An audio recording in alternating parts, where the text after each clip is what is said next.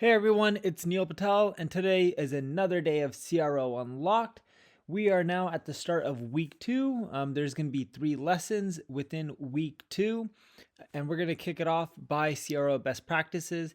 If you miss any of the other training modules or lessons on CRO Unlocked, you can find them at neilpatel.com/training, and then just click on CRO Unlocked. So let's dive right in. How do you use recordings? We talked about Crazy Egg last week. Crazy Egg is a tool that can help you see how your visitors engage with your website and figure out how you can modify them so you can easily improve your conversions. Now, one of the features in Crazy Egg is user recordings, in which you can see the mouse movements and video recordings of how people are interacting with your website, where they're getting stuck, what issues they may have, so that way you can fix it and improve your conversion rate. So how do you use video recording?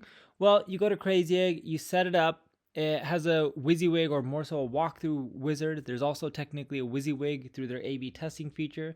We'll cover that later on. But more so, there is a walkthrough wizard that teaches you how to set up recordings. And you can literally set it up within a minute or two. When you're going through the process, you pick your site. If you have multiple domains, you can set up on multiple sites. And when the recording is enabled, page tracking lets you pick which pages, which views that you want to see when people have like rapid clicks because they feel like something's wrong. And you can see from that image on the right side, that's an example of a screen recording where you can pretty much see your website and see how people are scrolling, clicking, where they're converting, etc.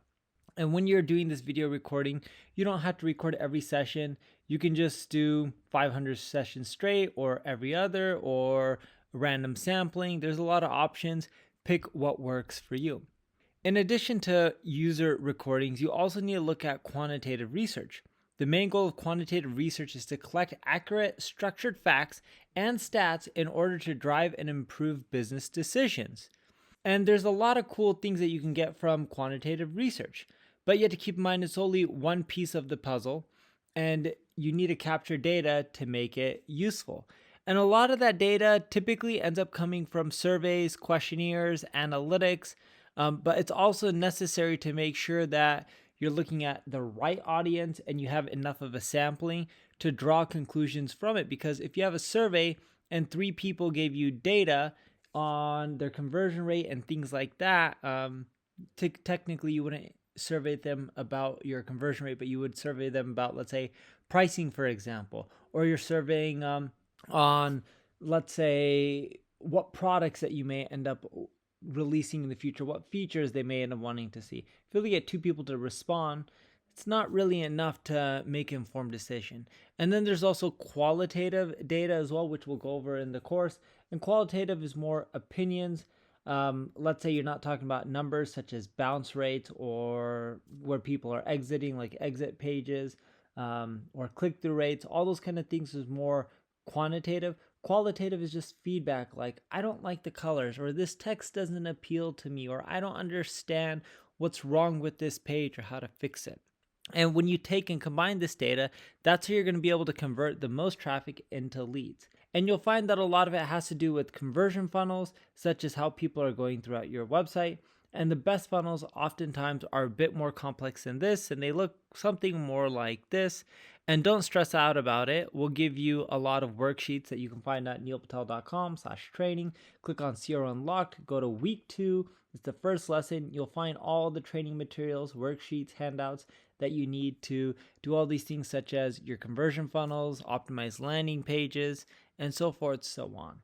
And one thing that we found when you're going through the process and trying to improve conversion rates is exit intents work really well, especially if they're conditional. When you ask a yes or no question in an exit pop-up, it tends to do better than if there is no yes or no question. You're just asking them for the carrot being, the name and email, or asking them to purchase right away. We find that always when you ask a yes or no question first, it just tends to work better.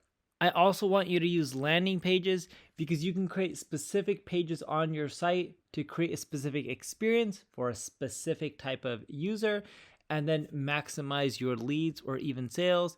Some landing page tips for you: I recommend using high quality images.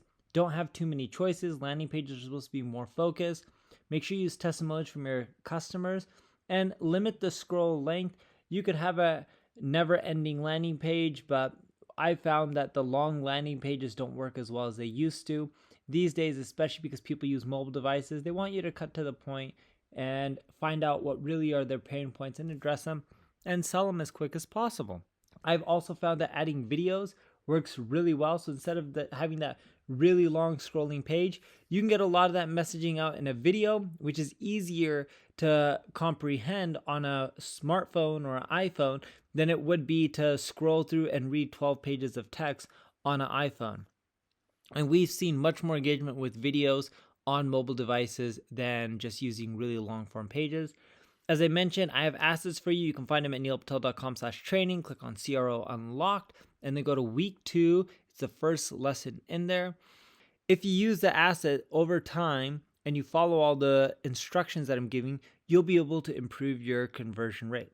And that's what conversion rate optimization is all about. It's increasing your conversions.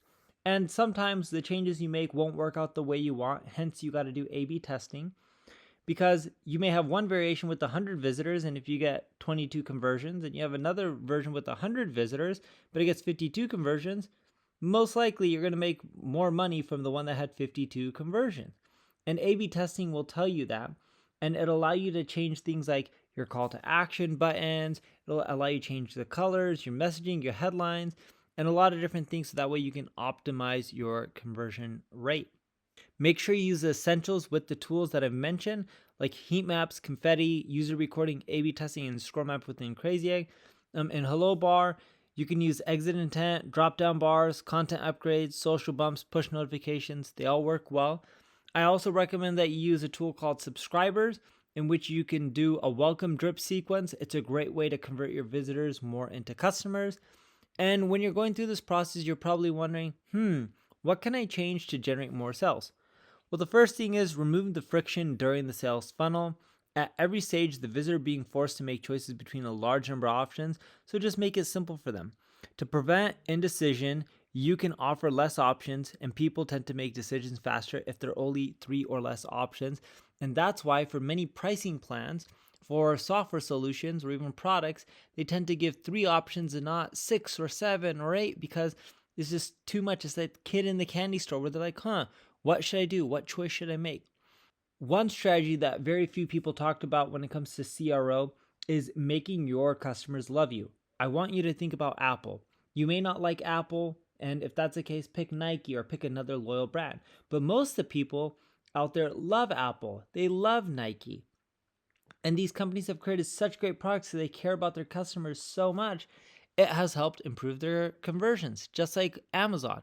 Amazon gets more conversions because a lot of people love their experience and love using them. But you aren't as big as Nike, Amazon, Apple. So you got to keep testing and iterating, because this will tell you what's working and what's not. And don't expect all your tests to work out, and that's fine. But some of them will work out, especially if you're using quantitative and qualitative data. So a few things I want you to start testing is your headlines, your call to action, any graphic that you're using within your sales process, and of course your copy, such as your product descriptions, your service descriptions, anything that is text-based that you really think can affect if people are going to buy or not from you. If you're not sure on what to adjust in your copy, don't worry. I'm going to end up breaking copy for you in a checklist format and a teardown format. Keep in mind, a teardown essentially is just the same thing as an audit. Typically, when conversion experts go out there and they'll tell you, oh, you need to make this exact copy tweak, no one knows the exact answer and no one knows exactly what works. And that's why you need to do A/B testing, and it's super important. So take all the best practices with copywriting and use them. And if you use them, you'll do well. And here are some of those best practices. You want to show testimonials, customer reviews, social proof. Customer reviews are super important, not just basic one-sentence ones, but the more detailed, even if they take images, even better. You want to showcase your credibility. You want to do constant communication. You want to make the process in your website super, super simple. You also want to use dynamic recommendations like Amazon does, especially if you're e-commerce. 35% of all Amazon's revenue comes from dynamic recommendations. And you want to leverage email too, because email is super important. There's also mobile devices that you have to take into account. Learn how mobile users engage with you. It's going to be quite a bit different than non-mobile users, especially because the screen sizes are much smaller. And if people leave your site really quickly and they can't easily navigate from mobile devices, you're not going to do well. And page speed is also super important for you when it comes to mobile devices, even desktop as well, but mobile is even more important. And you want to optimize the load speed of your website. Users tend to leave if your site just loads too slowly. You can go to ubersuggest.com, put in your URL, and go to the site audit report, and you can see your site's speed and how you can improve there. I also recommend checking out loyalty perks. This builds brand loyalty and it keeps causing those repeat customers. Rewards are designed to grow as your customers spend more money. So in other words, they spend more, reward them more, so it keeps encouraging them, and try to personalize the perks towards that specific audience. As I mentioned, I have a lot of worksheets for you. Here's one on conversion hacks. This is an asset that I recommend checking out at neilpatel.com/training, and just go to CRO Unlocked, and it's week 2, lesson 1. As for a checklist, keep your changes small and manageable. If you try to do too big, too crazy changes when you're first starting off, it's going to feel overwhelming, and you're going to find that very little is going to get done. It's going to be hard to run tests, and it's just going to take you forever. If you need help with your CRO, check out neilpatel.com. You can hit up my ad agency, Neil Patel Digital, or just email us at support@neilpatel.com. If you enjoyed this video, like it, share it, tell other people about it.